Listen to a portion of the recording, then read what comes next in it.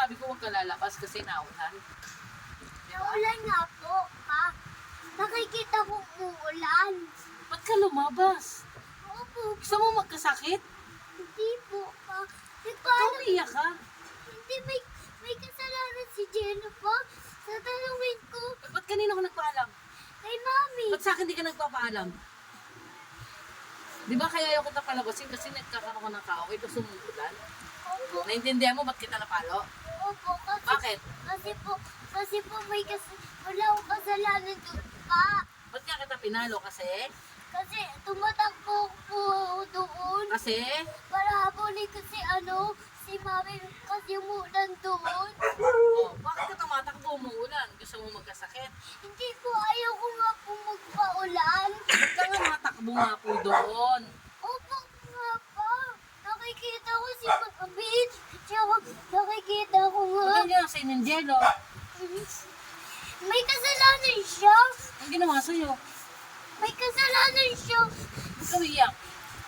Kasi po may kasalanan. Uminom ka muna, uminom ka muna. May kasalanan. Binigyan ko na siya ng pagkain. O tapos? Nakadalawang beses na. O, ba't kayo nag-away? Saglit lang agad.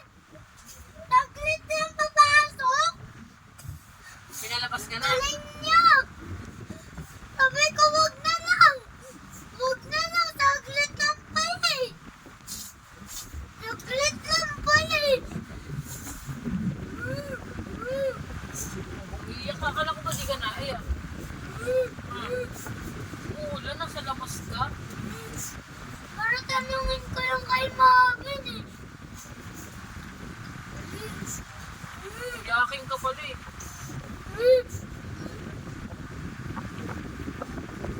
Gusto mo lang ng royal eh.